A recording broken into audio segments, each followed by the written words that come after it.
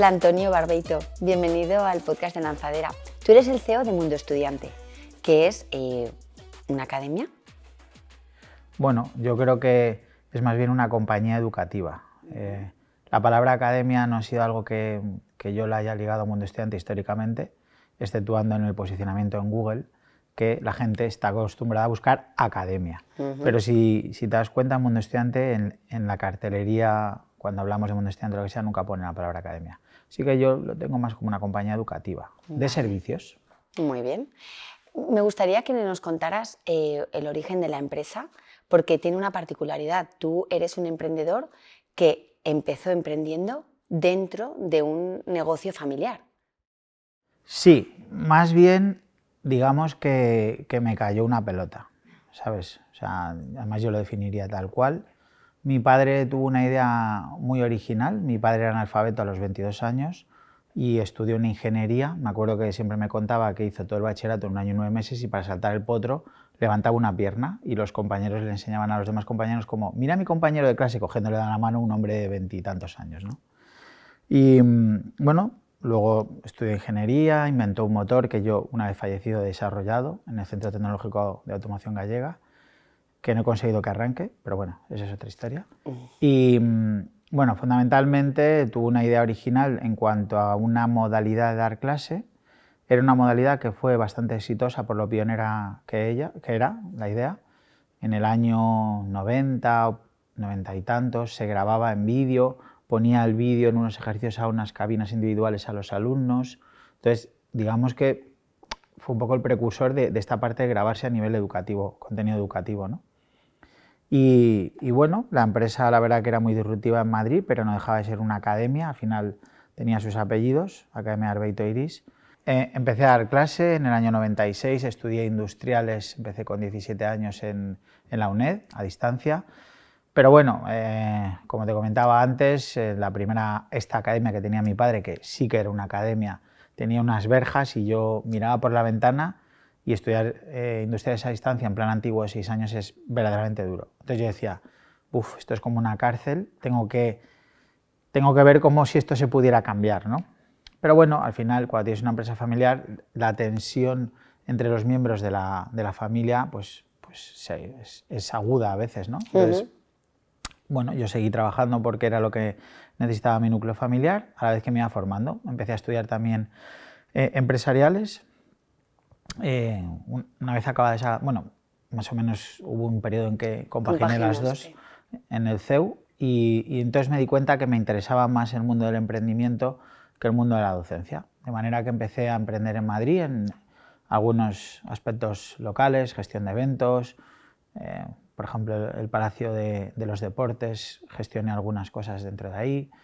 ¿Ya tenías tú una inquietud por montar algo sí, por tu cuenta? Correcto. Y me marché a Londres en 2009. Entonces, y ahí es un poco donde entra el destino. No es que yo sea un ferviente o un creyente del destino, pero bueno, la verdad que es un poco paradójico lo que me sucedió. Yo estaba en Londres y monté allí una empresa de eventos que funcionó muy bien. Yo era el primer español que había llegado a hacer algo de evento a nivel gordo en Inglaterra y fue rentable desde el primer momento. Y bueno, pues yo soy hijo único, mis padres estaban en Madrid, de manera que un día mi padre tenía unos dolores de espalda desde el año, llevaba 1 año aproximadamente con dolores de espalda, y me llama mi madre por teléfono un día, además siempre lo recordaré, caminaba por la calle Euston Road, al lado de King's Cross, y me dice, bueno, tu padre tiene cáncer y le quedan 10 días de vida. Madre mía, menudo golpe. Claro, entonces esa misma noche me cogí un vuelo desde ni siquiera era Gatwick, era, yo qué sé, no sé, a las 3 de la mañana, me acuerdo, ¿no? Llegué, fuimos al hemólogo y directamente con una gammagrafía, que además que yo no sabía ni lo que era eso, dijo, usted, señor, váyase urgente a algún sitio porque, ya le digo, le queda 2 telediarios. Entonces, cuando pasa eso, pues imagínate, llevabas 3 meses fuera, mi padre llevaba con dolores 1 año, yo me había ido al negocio familiar buscando un futuro mejor para mí, básicamente, me había ido a Londres, entonces estaba bien establecido en la ciudad. Y además yo tengo unas habilidades sociales creo que importantes y bueno, creo que me iba a ir bien, ¿no? Pero mi deber como hijo, y esto es algo que sinceramente lo comunico siempre en mis redes, que es el respeto que tengo por mi familia, por mi padre, por mi madre y por mis hijos y por mi mujer y bueno, por todo lo que me rodea, la verdad, me obligó a volver.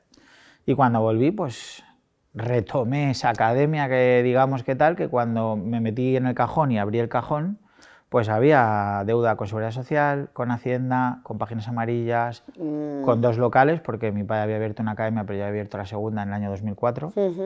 Y había una buena deuda. Había una buena deuda, 200.000 euros. Entonces, me acuerdo esto siempre porque ese sí que fue, yo creo que, o sea, hasta que tú no tienes como acreedor a la Seguridad Social con lo que se llama la Unidad de Recaudación Ejecutiva, que es la URE, no te das cuenta de lo que es un acreedor. Eso sí es un acreedor. Persistencia, ¿no? Sí, es un auténtico sheriff. Yo me acuerdo que iba allí a hablar un poco sobre mi padre, que mi padre estaba enfermo. Recordemos que estábamos diciendo que decían de cada 10 días, ¿sabes? Entonces, en esos 10 días yo tenía que solventar una papela y decidir sobre mi futuro, ¿sabes? Entonces, bueno, me acuerdo que pasaba por allí, se juntaban 3 personas en una mesa redonda sobre mí y usted tiene que pagar, y usted tiene que pagar. Y yo decía, pero ¿por qué me dices a mí? Si es que la deuda no es mía, he venido a ver qué podemos hacer, ¿no? Y nada, pues en ese momento me puse a dar clase, no sé, 200 horas a la semana, las que diera al día, todo lo que pudiera y más, con este sistema que originalmente había creado mi padre y que en sí ya era original. Por lo tanto, gracias a mi formación constante durante todos esos años me permitió por lo menos tocar muchos palos. Por lo menos dar clase en ese momento. Tuve que liquidar a todo el personal. ¿Y te quedaste tú? Me quedé absolutamente solo yo. Cerré la academia que tenía mi padre, a mis padres les mandé a Galicia en espera de, se supone que tal, entonces yo decía, no estéis aquí, yo voy a estar sometido a una presión brutal, voy a intentar sacaros de todo esto, ¿no? Y bueno, me puse a dar clase, además esto lo voy a contar porque entiendo que ya no puede pasar nada. Los tíos de la Unidad de Recaudación Ejecutiva pasaban por la puerta de la academia y entonces entraban, a lo mejor, si estaba yo solo, me decían, esta tarde venimos y nos llevamos los muebles. Y yo les pedía, por favor, no os llevéis los muebles, tal, no sé qué, ¿no? Entonces, yo cogí, bueno, y escondí los muebles. Y compré unas sillas de pala de segunda mano y me puse a dar clases con sillas de pala de segunda mano, porque los muebles son unos muebles a medida que eran costosos. Entonces, yo tenía mucho miedo de que eso pasara. Fíjate, ahora ya sé que no podría haber pasado, pero en ese momento un tío coge, te suelta eso. Los alumnos no paraban de llegar, es decir, que tenías clientes. Yo tenía trabajo en que estaba yo solo. Entonces ya te digo, escondí todos los muebles y daba clase con la luz apagada y la verja bajada a medio abrir en una zona en la que no se veía que estaba abierto desde fuera para que el tío no viniera y me dijera, me llevo los muebles. Entonces cuando los clientes entraban y me preguntaban que por qué la verja estaba a medio abrir, yo decía que se había estropeado. Lo que yo intentaba era salvarle todo a mis padres y hacer lo que yo creo que una persona tiene que hacer cuando llega a esa situación. Entonces, siempre he pensado a veces, me tenía que haber quedado en Londres, pero mira, la verdad que lo hice así. Y bueno, esa hubiera sido otra vida, pero la que has tenido es la de venir. ¿Reflotaste eso? Bueno, lo primero, hice un concurso de acreedores totalmente legal, en el que obviamente la paradoja era que mi padre durante un año, al estar enfermo, ni siquiera había podido atender sus compromisos empresariales. Ahí entendí lo que era ser empresario y lo que podía ser un mal empresario. Entonces mi padre entendí que era un buen técnico, pero que era un mal gestor, no había gestionado correctamente las cosas. Yo hice un concurso de acreedores totalmente legal y limpié su nombre, salió un concurso fortuito. Entonces, desde ahí yo, bueno, solo seguí trabajando, empecé a ahorrar, abrí otra sede. Pero en ese punto tú ya, Antonio, viste que eso podía ser tu manera de ganarte la vida, bueno, que ahí podías tener un filón para poder crecer, ¿o no aún? Yo hice mis números y pensé para mí, yo creo que esto lo puedo salvar. En ese momento... ¿Y te motivó? Bueno, quizá en ese momento lo que quería era salvar la situación y sobre todo había sido un shock muy fuerte que te dijeran eso y volver a España y de repente encontrarte a los tíos que te digo de Seguridad Social, flash. Muy desagradable, pero una vez tú viste que eso lo podría salvar, sí, y ya empezaste tu aventura emprendedora, ¿no? Totalmente. Desde ahí ya me di cuenta lo que había hecho mal mi padre, lo que veía en otros emprendedores que no me gustaba y empecé a procedimentar la empresa. Algo muy pequeñito, hacía procedimientos por cosas muy pequeñas, pero lo que quería era intentar algún día construir algo más grande. Entonces procedimenté prácticamente todo en aquellas épocas. Mi padre trabajaba con papel, pasé a trabajar en otro formato, de ese formato empecé a crear un ERP propio y un CRM propio, contraté desarrolladores en etapas incipientes para que no fuera muy caro el coste y me pudieran ayudar. Trabajábamos ¿Digitalizaste el negocio? Digitalicé el negocio, de manera que, bueno, pues, como te digo, a la vez que iba abriendo sedes, digitalizaba lo que ya tenía y iba haciendo una estructura y una marca. Cambié la marca porque me parecía que Academia Barbeito era una marca como Ferretería González. He mantenido el nombre porque en Madrid el apellido Barbeito está muy ligado a la educación, al final son 45 años desde que mi padre empezó a dar clase, pero lo llamé de un nombre, además siempre digo lo mismo, en el que te acuerdas si alguien te dice de un lado a otro del metro a qué sitio vas, que es Mundo Estudiante. Muy bien, sí, es un nombre particular. Claro, es un nombre que te acuerdas, sí. O sea, no requiere de una gran pronunciación, no es un nombre complejo para los extranjeros, entonces, tal, ¿no? Entonces creé la marca en 2012, aprox, y ya te digo, empecé a abrir, en la época más grande de la crisis, negociaba los alquileres muy duro. Ahora, de hecho, me los están recordando porque ya han vencido los 10 años del contrato y en las renovaciones, hola arrendadores, me están metiendo el DAP, me dice, es que negociaste muy bien. Dije, es que estábamos en crisis, acuérdate. Negocié como había que negociar, fuerte y a por todas. ¿Abriste muchas sedes? Bueno, abrí, yo creo que 5 o 6 en un espacio muy corto de tiempo. Ya te digo, y además cero deuda, como le llaman aquí en el emprendimiento, bootstrapping, ¿no? Que es trabajo, gano, invierto. Y ya está. Y Antonio, tú has desarrollado un método, ¿no? He estandarizado, he paquetizado, estandarizado y dotado de entidad propia una idea. Mi padre tuvo una idea que tiene que ver con un espacio, con un material, con una bombilla en una mesa y con un docente. Explícanos ese método, es el método Barbeito. Correcto. Bueno, lo que nosotros hacemos es dotar al aula. El aula forma parte del propio método, tiene una identidad propia, tiene unos espacios bien marcados y bien definidos. Luego, además, cada mesa es individual y tiene un dispositivo para llamar al docente.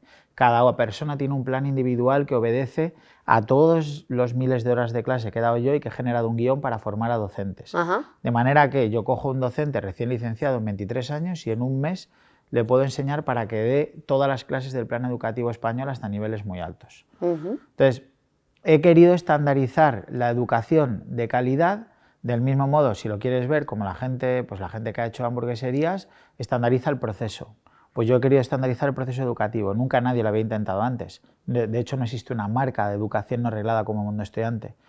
¿Por qué? Porque si no tienes un método que os cubra a todos bajo el mismo paraguas, no vas a poder crecer en Valladolid o en Córdoba tal, porque cada persona haría lo que creen en cada momento.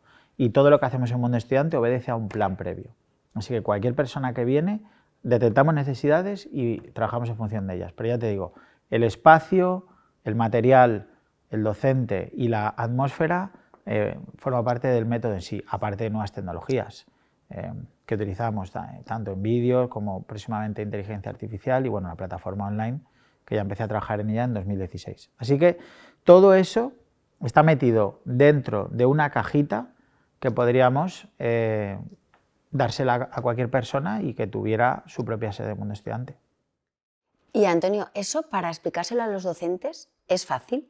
¿Ha sido, o sea, la gestión con el personal, los empleados, los profesores que forman parte de tu empresa, es fácil para entenderlo ellos? Porque dices que pueden dar clase de diferentes áreas, a diferentes perfiles, de diferentes cursos, asignaturas. Pues, ¿Cómo se encaja eso con la gente que de repente dice, bueno, yo quiero ser profesor, pero...? De primeras, pues probablemente les produzca la misma extrañeza que a lo mejor te produce a ti en la pregunta tal y como me la enuncias.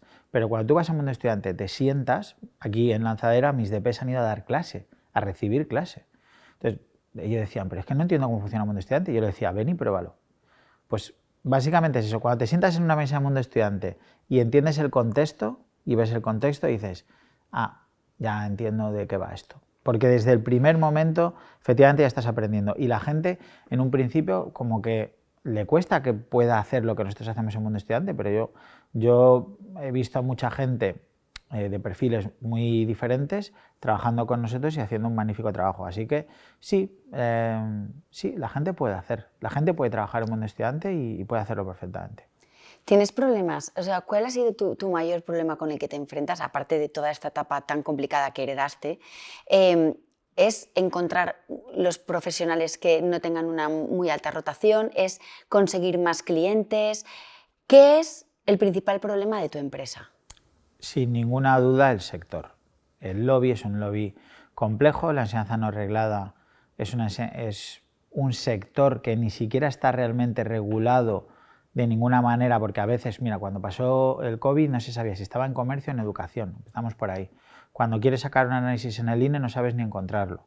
Entonces es un sector poco profesionalizado, que yo lo que he intentado es crear esa marca que sea paraguas, crear una marca que nos diera cobijo a todas las personas que queremos hacerlo bien, incluso otras compañías del sector. Porque hay mucha economía sumergida en cuanto a los profesores particulares.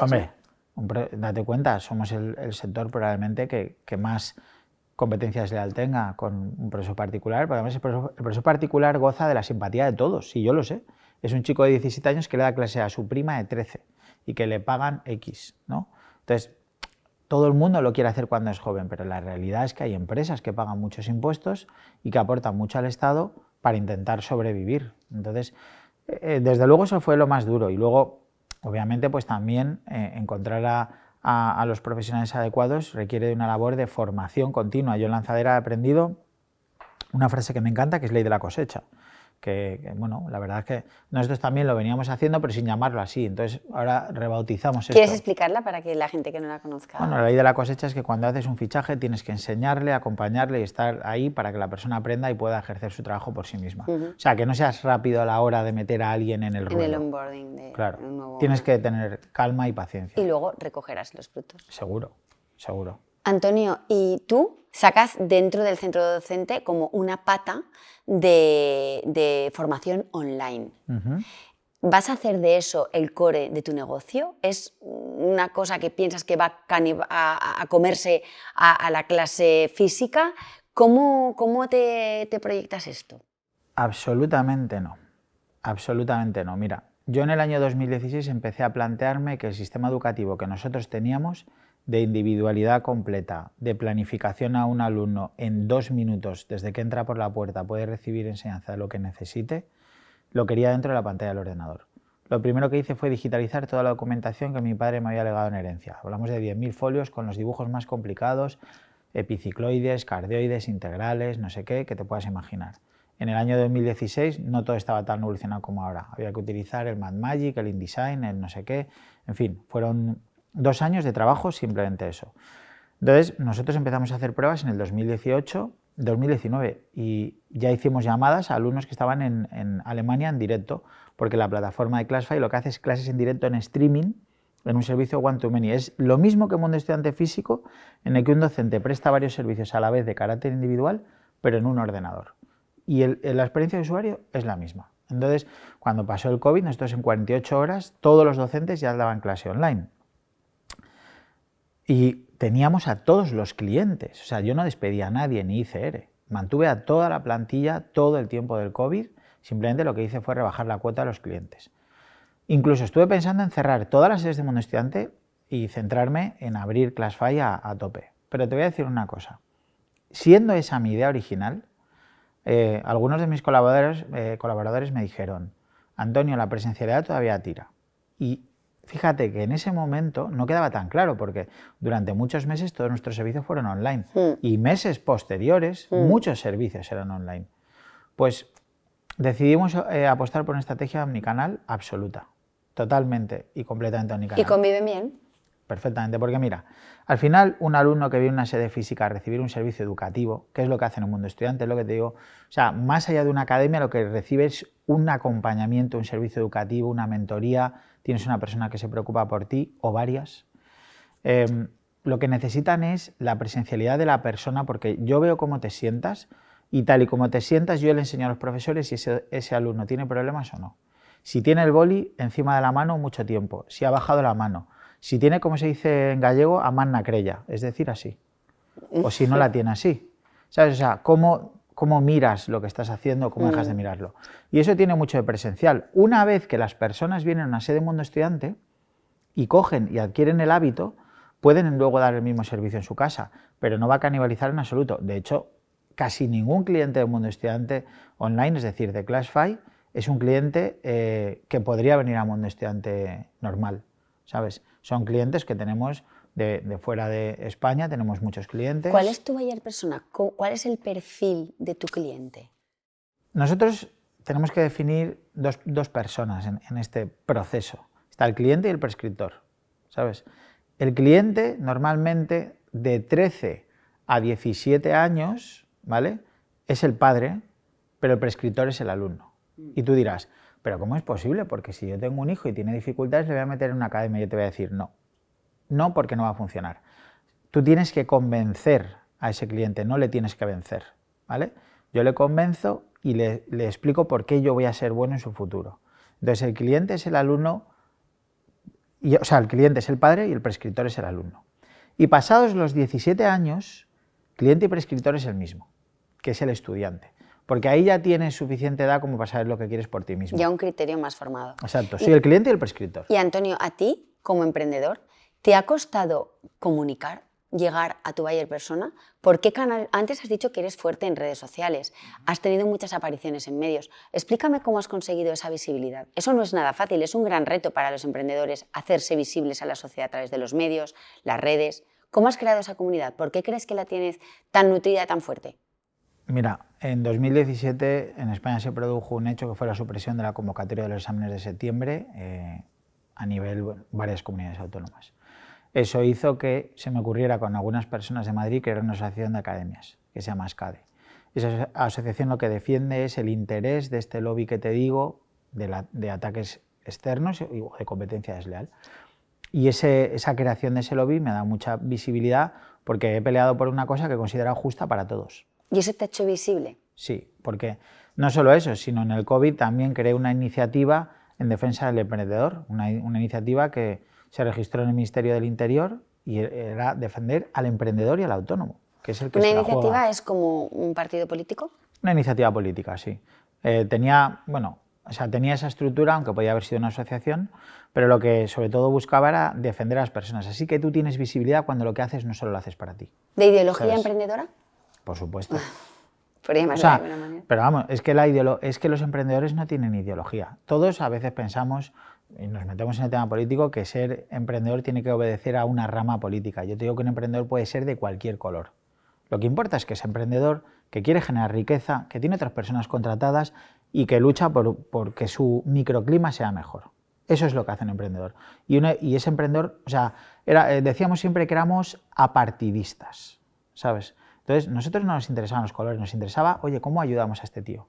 ¿Cómo me ayudas a mí para que yo contrate más personas? Porque si yo contrato más personas, mi microclima estará mejor, ellas estarán más contentas, consumirán más, irán más a comprar fruta, al Corte Inglés, se cortarán el pelo en la peluquería y tal. Y al final generamos una sociedad circulante mucho mejor. Tiene sentido. Tú has hecho un crecimiento exponencial de la empresa. ¿El balance que haces ahora es positivo? ¿Estás contento de cómo ha evolucionado? ¿La rapidez, digamos los tiempos que has empleado para hacerla crecer? ¿Estás contento, satisfecho con eso? ¿Quisieras ir más rápido? Hombre, he pasado una crisis de 2013, he pasado un COVID, he pasado una Filomena, he pasado inestabilidad en España para el emprendedor. Por lo tanto, he ido lo rápido que he tenido que ir para tener éxito. ¿Sabes? Si hubiera forzado más la maquinaria, igual hubiera estresado al sistema, ¿sabes? Es decir, a la compañía. Y vale que tú tienes que tener, porque ahora mismo mi ilusión en este próximo ejercicio es duplicar el tamaño Mundo Estudiante, completamente, ¿sabes? Entonces, eso significa tener a más de 100 personas trabajando. Son muchos salarios, muchos costes mensuales. Ahora sois unos 50, pues dame unas cifras para que nos hagamos una idea. Aprox 60 personas. ¿En cuántas sedes estáis? Estamos próximamente en un mes 13 sedes físicas y la división online. ¿En Madrid ciudad? No, estamos en 8 ciudades. Estamos en Madrid ciudad, Alcobendas, Pozuelo, Alcalá, Majadahonda, Valladolid, Córdoba, y ahora abro Alcorcón y otra sede en Madrid, y tenemos previstas varias aperturas, entre ellas en Valencia, ya os lo diré, por si Claro. enseñamos universidad y todo lo que necesitéis. Así que bueno, he hecho las cosas a la velocidad que requería la situación. Y si ahora tenemos que correr más, lo que tengo que hacer es mejorar mi ley de la cosecha. ¿Sabes? Lo que yo no puedo hacer es estresar a mi plantilla en una cosa. Tengo que convencerles, como te he dicho, y no vencerles, igual que a mis clientes, para decirles que me acompañen en esta aventura. Así que esto es lo que hay que hacer. Antonio, ¿y tú, que tienes muchas inquietudes y no paras, te imaginas el resto de tu vida dedicado a este negocio?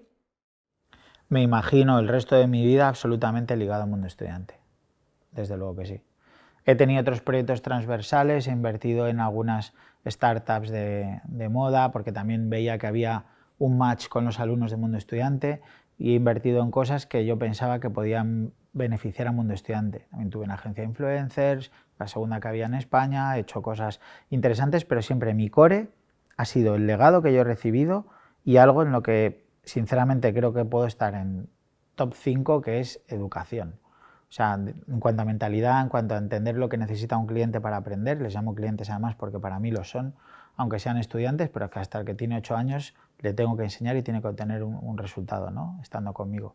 Así que si me veo ligado al mundo estudiante, me encantaría hacerlo crecer. Es un proyecto, como te digo, que no existe en España, ni yo creo que en ninguna parte del mundo, una enseña de servicios educativos no arreglados, porque podemos hablar de pizzerías, podemos hablar de supermercados, podemos hablar de papelería, hamburguesería, lo que quieras, pero de academias no existe. Entonces, yo creo que puedo hacerlo, sinceramente. Seguro.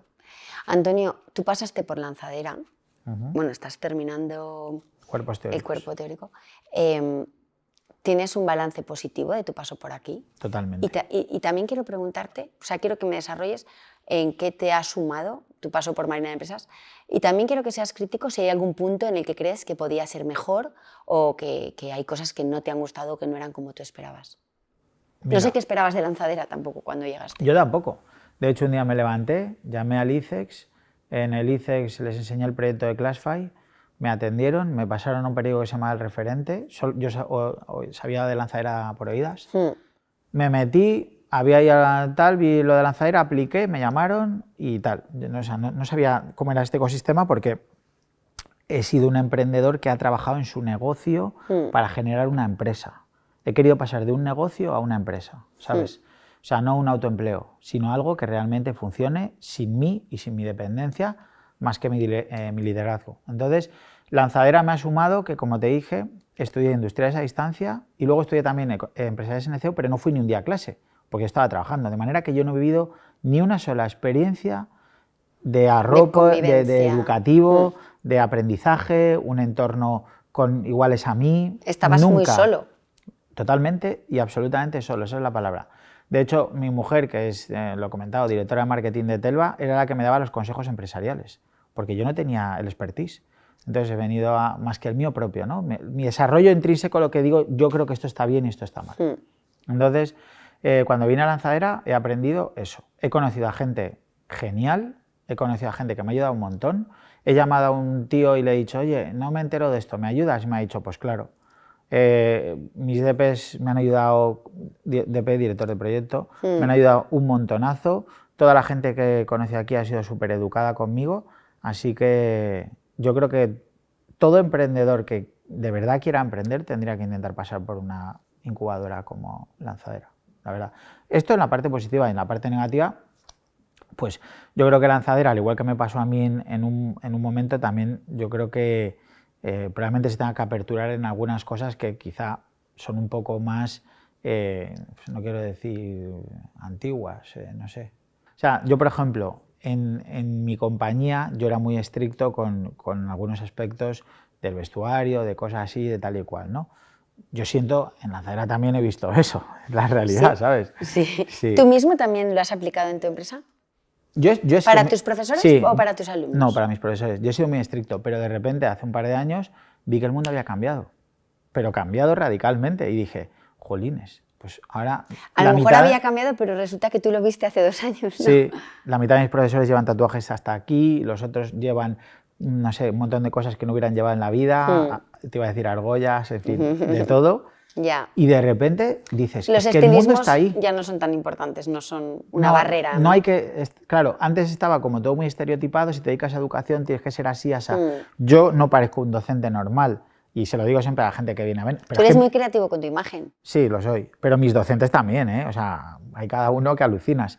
Y, o sea, es que el mundo ha cambiado un montón. O sea, yo lo veo, mis hijos tienen 4 años y lo veo con sus padres, con sus hijos de 9 años, de 11 años, mis alumnos, cada día... Claro, tú estás con gente joven continuamente, ¿no? Claro, todos los días me enseñan algunas cosas que yo alucino y digo, jolines, pero es que el mundo ya es así, ¿no? O sea, cosas que nos parecen a las personas que nos hemos criado en unos ambientes un poco más conservadores. Iba a decir conservador, creo que conservador igual es la palabra. Nos parece como raros, pero que de repente es que ya está ahí, ¿no? O sea, ya en Estados Unidos, el otro día vi una foto de un baño de género neutro en unos grandes almacenes. Y siendo una cosa que me parece particular, digo, oye, voy a tener que poner un baño así en un mundo estudiante. Y digo, pues a lo mejor sí, oye. Pues sí, ¿no? Pues sí. Antonio, una pregunta. Cuando abres una nueva ciudad, ¿cómo haces para darte a conocer? ¿Cómo haces ese desembarco? Porque claro, ya habrá otros centros de formación, tienes la competencia consolidada o más o menos consolidada en función del barrio donde te ubicas. ¿Cómo haces? Eso es lo más difícil. Abrir una nueva ciudad siempre es algo que produce mucho estrés. Lo que tienes que hacer es una campaña de onboarding y lo más agresiva posible. Fíjate, Tim Hortons el otro día abrió al lado de una de mis sedes café gratis para un año a las 50 primeras personas. Nosotros en Córdoba abrimos con una suscripción gratuita anual a Netflix, por ejemplo. ¿Y sabes qué? Y te voy a decir... Pero te haces la competencia a ti mismo, porque si estás viendo Netflix estás estudiando. No, pero ¿sabes qué pasa? Lo hicimos a nivel gancho comercial y no funcionó. Porque la gente no quería que sus hijos tuvieran conexión a Netflix. Y luego lo pensé y dije, joder, si es que tienes toda la razón. Claro. Entonces, al final, lo que hacemos es hacer un evento súper megalocuántico en la zona, comercio local, tal, y desembarcamos sobre todo a través de plataformas de gestión de Google, similar, en fin, redes sociales y tal. Pero sobre todo, hacemos una campaña agresiva en el comercio zonal si la sede está en una ciudad... pequeña. O sea, un evento que implique a los comercios del barrio y darte a conocer. Sí, porque al final, tú date cuenta, cuando yo busco un local, yo siempre digo lo mismo. Y una vez subí un vídeo a TikTok que tiene bastantes visualizaciones en el que decía, ¿cómo busco un local, no? A día de hoy. O sea, cuando un mundo estudiante crezca, pues enseñaré a otra persona a hacerlo. Yo me quedo como 3 horas en la puerta del local. Me llevo un cuentaperdices, cuento a las personas que pasan por la puerta y luego pregunto al comercio local. Fundamentalmente 2, farmacias y bares. Las farmacias me indican si hay gente joven en el rango de edad de 13 a 23 años y los bares me indican si hay gente joven en el rango de edad de 18 a 30 años. Entonces, ese termómetro me ayuda a saber si realmente es una zona poblacional que me interese. Porque a mí no me interesa que haya, o sea, no me importa que haya núcleos estudiantiles cerca, universidades o colegios. A mí lo que me importa es que haya gente viviendo y que hayan pagado sus hipotecas. Si los edificios tienen más de 4 plantas, normalmente lo que calculo es el número de familias que vivirá más o menos en la zona, aparte del INE, que también te da buenos datos de ratio de personas, formación de los miembros de la familia, en fin. ¿Por qué más de 4 plantas? Porque menos de 4 plantas son edificios pequeños, vive menos gente. Por ejemplo, en Majadahonda está rodeado de edificios más pequeñitos y ahí se nota en la demanda. Por ejemplo, Alcorcón son edificios mucho más altos y la demanda funcionará mejor. Pozuelos son mucho más altos y funciona mejor. Claro. Haces una buena investigación, ¿eh? No, bueno, la verdad que me lo ocurro en un local. Sí, pero sí.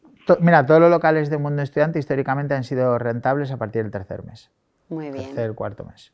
¿Por qué? Porque nos preocupamos de hacer eso. Haces ese estudio previo que te garantiza cierta seguridad, ¿no? Bueno, que me elimina más riesgo. Exacto, ¿sabes? Minimiza el riesgo más bien. Exacto. Entonces, pero es difícil desembarcar en una nueva ciudad, en un nuevo negocio, sea lo que sea, ¿eh? Vendas esto, tornillos o lechugas, como vosotros. Vosotros me refiero a Mercadona. Sí, te refieres a Mercadona. Tenéis una marca absolutamente potente y seguro, no obstante, que hacéis un estudio de la zona cuando vais y tal. Vosotros tenéis un producto maravilloso, la gente está súper contenta con la estrategia de SPP, si no me equivoco, pero en Mundo Estudiante lo que también hacemos es un servicio maravilloso. Entonces, competimos en servicio, no en precio, ¿sabes? Porque en precio nunca vamos a ganar. Y es que además no nos interesa. Yeah. O sea, nosotros lo que hacemos es que el cliente es vamos, como de la familia. ¿Y cómo prácticamente. analizáis los resultados de vuestra docencia? ¿El feedback que os dan, los resultados académicos? ¿Hacéis un estudio de eso? Ambas cosas. Sobre todo, lo más importante para nosotros es la recurrencia del cliente. Es decir, cliente que vuelve, cliente que nos trae referidos, los referidos nos traen a su vez a referidos. Siempre hemos pensado que más o menos tenemos datos que cada cliente trae a 3 referidos a lo largo de su long time value. Es la bonita palabra del tiempo que está con nosotros, Sí. ¿no? El cliente, que suelen ser 26 semanas. Entonces, si haces un buen servicio, eso siempre funcionará. Yo siempre digo lo mismo, ¿eh? Pase lo que pase, siempre tendrás trabajo si haces un buen servicio. Pase lo que pase. Independientemente de crisis, quitando bombas nucleares, que ahí ya estaríamos todos en el hoyo. Sí, eso es otra cosa. Antonio, tú, por lo que has contado, has hecho muchas cosas bien para poder sacar adelante una empresa que tenía dificultades, la has hecho crecer, has innovado, muchas cosas. También habrás hecho cosas mal. ¿Quieres hablarnos de las grandes cagadas? Buah. Pues grandes cagadas, seguro que ha sido soltar a la gente al ruedo antes de hacer la ley de la cosecha. Sí. La gran cagada a tope de guay fue unos coordinadores de sede en una reunión con unos docentes, quizá no preparados para tener esa reunión. Yo recientemente había sido padre, no hice ese acompañamiento por no atender a mis compromisos profesionales en ese momento, porque la situación personal, había sido padre de mellizos, era un poco complicada, no les apoyé, no les di soporte y esa fue una gran cagada, una muy gran cagada. Porque no transmitieron adecuadamente un mensaje, hubo una crisis importante de personal, una crisis de identidad, podemos llamarlo, una crisis de marca, y esa ha sido además totalmente responsabilidad mía, porque esta ley de la cosecha que te digo, cuando le dices a las personas cómo tienen que hacer las cosas y son conscientes de que por encima de todo hay que hacerlas bien, si no les formas a las personas en algunos discursos y tienen discursos propios o quizá un poco equivocados, pues no, esa fue la gran cagada. O sea que la gran cagada ha sido con el personal, cuando he tenido la gran cagada. Y ahora, al venir a Lanzadera, fíjate, me traje todo el personal el 12 de julio, cerré el Mundo Estudiante un día para que vinieran aquí. Vinieron aquí físicamente. Todos vinieron aquí. ¿Cuántas son? Ese día vinieron como 50 personas. Entonces, bueno, he intentado remediar o enmendar mis errores y decir, oye, mira, quiero que vengáis a ver esto porque me parece que está guay, a mí me ha servido y quiero que os sirva a vosotros también, ¿no? Entonces, estoy trabajando en eso ahora. Muy porque bien. realmente las empresas las hacen las personas. Da igual que tengas un SaaS, chicos, da igual que tengáis un SaaS o lo que sea. Las empresas las hacen las personas. Punto y final. Aunque tu software sea tal, hasta el tío que hace ChatGPT tiene otro tío que si no le tratas bien y no le escuchas, que tiene problemas a lo mejor en casa y un poco le das ese soporte y ese apoyo, el tío no va a hacerlo guay. Cuando llegue a su casa va a estar pensando en otras cosas, no va a estar focus. Entonces hay que ayudar a la gente y la gente te ayuda a ti. Esto es lo que yo me llevo del emprendimiento. Cuando ayudas, te ayudan. Antonio, pero esa visión tan cercana al trabajador, a medida que vas escalando tu empresa, ¿cómo puedes mantenerla? Hombre, esta es otro de los grandes retos, ¿no?, a los que se enfrenta el mundo estudiante. Precisamente al desescalar el núcleo, al tener tantas ciudades, hay gente que yo no hablo con ellos ya. Entonces yo hablo con mi equipo más cercano, que son 5 personas, y estas 5 personas pues intento formarles a tope y hacer esta ley de la cosecha para que bajen el mensaje hacia abajo. Entonces, cada uno, digamos que tiene máximo un equipo de 6. Entonces, no es lo mismo hacer 1 para 60 que 1 para 6, ¿sabes? Has tenido que montar un buen organigrama. Sí, hay un organigrama. No lo tendrías, de pronto un día lo tenías. Bueno, había un organigrama, pero no estaba tan bien trabajado más que en un papel. Y las cosas en el papel, como me dijo Héctor Hernández, el director general de Marina de Empresas, las cosas en el papel no sirven, sirve el liderazgo real. Entonces, el papel no sirvió y lo que sirve es el liderazgo real. El hablar contigo, explicarte las cosas y explicártelas 185.000 veces hasta que tú estés convencido y no vencido, ¿sabes? Y eso es un poco lo que yo estoy... Mi trabajo actual ahora mismo es convencer a la gente de que confíe en mí, ¿sabes? claro, incluso a nivel cliente o trabajador. Y ese es un poco el ejemplo con el que me levanto, y me levanto para venir a Lanzadera o para cualquier cosa que hago en mi actividad normal. Antonio, ¿le darías un consejo a alguien que esté emprendiendo?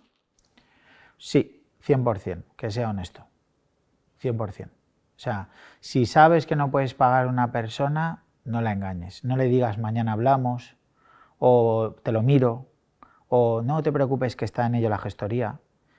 Sé honesto y di la verdad, porque la verdad, aunque sea tu verdad, sabes, es la que la gente entiende. Y además cuando tú dices la verdad, se nota. Y cuando mientes también se nota, ¿sabes? O sea, porque la gente no es tonta. Nosotros no somos tontos, las personas que trabajan no son tontos. Cuando yo hice la iniciativa de los emprendedores, siempre decía que tiene que haber un equipo entre el emprendedor y los trabajadores. Y tienen que ir de la mano. Y eso solo se consigue si eres honesto. Entonces, al que emprenda, yo le digo que 100% sea honesto. Y si hay dificultades en el camino, que las diga.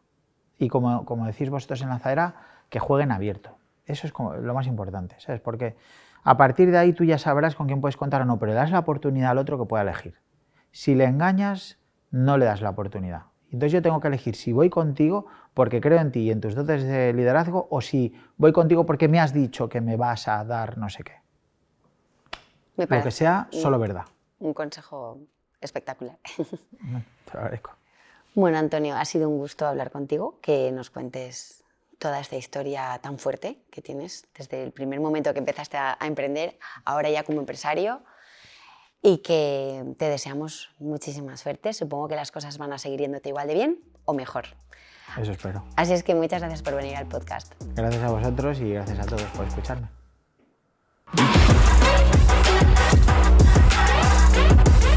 Os esperamos en el próximo podcast y os prometo un montón de contenidos interesantes de la mano de gente muy, muy top. No os perdáis el próximo podcast de Lanzadera.